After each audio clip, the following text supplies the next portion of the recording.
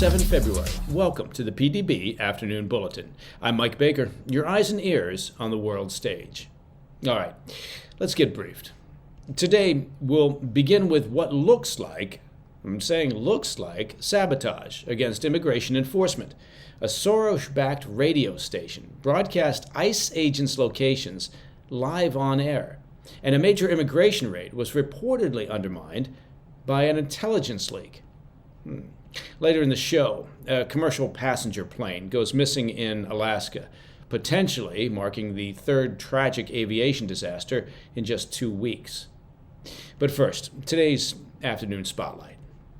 A San Francisco radio station backed by billionaire George Soros, well, there's a surprise, a San Francisco radio station backed by Soros, is under federal scrutiny after it broadcast the live locations of undercover immigration and customs enforcement agents, ICE, obviously.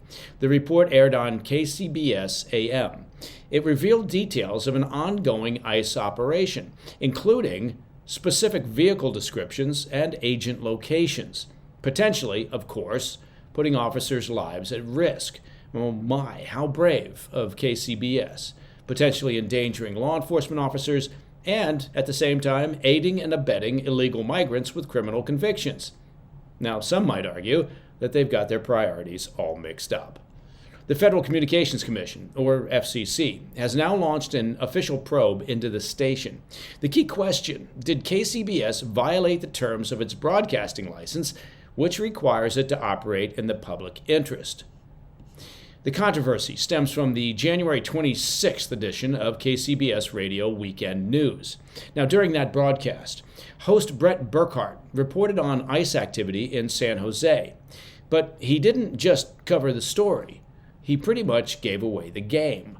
The report included the exact make, color, and model of unmarked ICE vehicles, as well as locations of agents operating in the area. Yeah, I'm not making this up.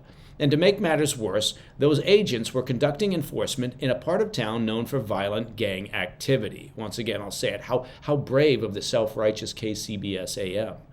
The FCC's Enforcement Bureau is now investigating whether this kind of reporting crosses a legal line. What do you think?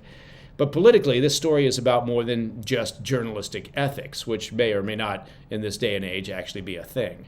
KCBS is part of a network of more than 200 radio stations purchased last year in part by left-wing billionaire George Soros, who's been a major financial force, of course, behind progressive causes across the nation.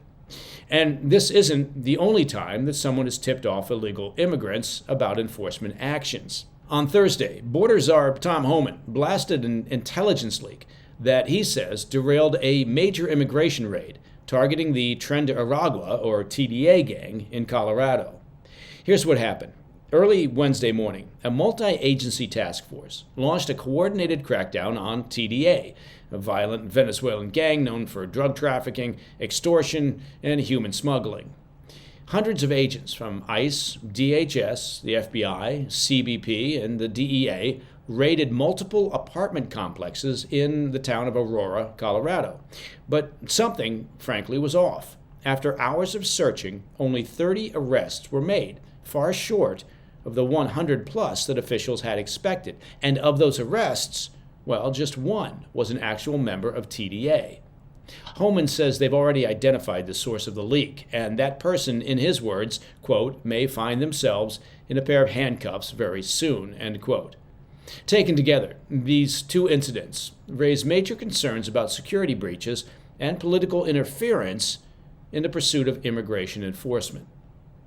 All right.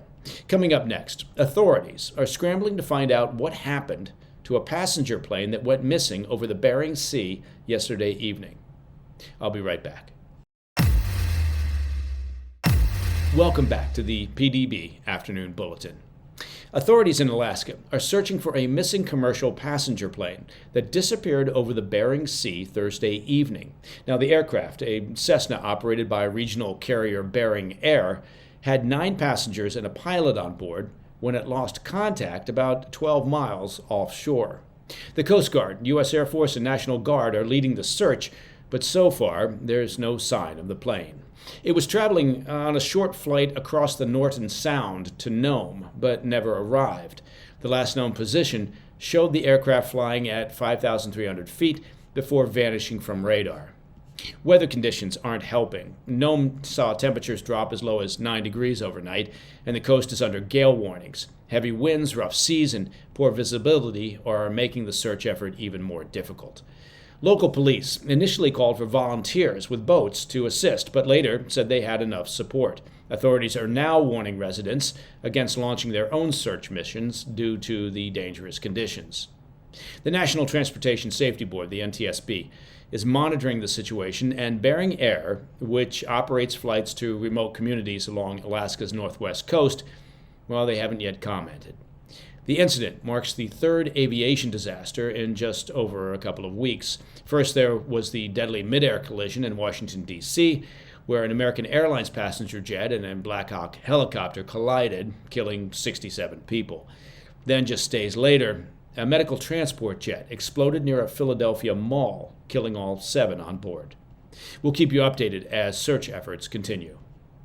And that, my friends, is the PDB Afternoon Bulletin for Friday, 7 February. Now, if you have any questions or comments, and I hope you do, please reach out to me at pdb@thefirsttv.com. And, as I'm sure you realized when you woke up this morning, it's Friday. And that, of course, means that a brand new episode of the stunningly popular PDB Situation Report, that's our extended weekend version of the PDB, well, it airs this evening. This week's guests include author Gerald Posner and former Congressman from Ohio, Jim Renacci. It's a buffet line of interesting topics. We'll look at the upcoming release of the JFK, the RFK, and the MLK assassination files, the purge taking place over at USAID, and the waste and overspending within the U.S. government. And spoiler alert, there's a lot of waste and overspending within the U.S. government. Tune in and amaze your friends with your command of news and current events. The Situation Report is available every Friday evening at 10 p.m. on the First TV and also on our YouTube channel. And you can find our YouTube channel at President's Daily Brief and, of course, podcast platforms throughout podcast land. And as they talk about all the time on the late night talk shows, to listen to the show ad-free, well, it is simple. Just become a premium member of the President's Daily Brief by visiting pdbpremium.com. I'm Mike Baker, and I'll be back over the weekend with our PDB Situation Report. Until then, stay informed, stay safe, stay cool. Hey, thanks for tuning in. If you enjoyed this video, don't forget to hit that like button and leave a comment, a really positive, nice, and kind comment. That would be appreciated. And if you're not already subscribed to our channel, make sure to subscribe and turn on notifications so you don't miss any of our daily updates.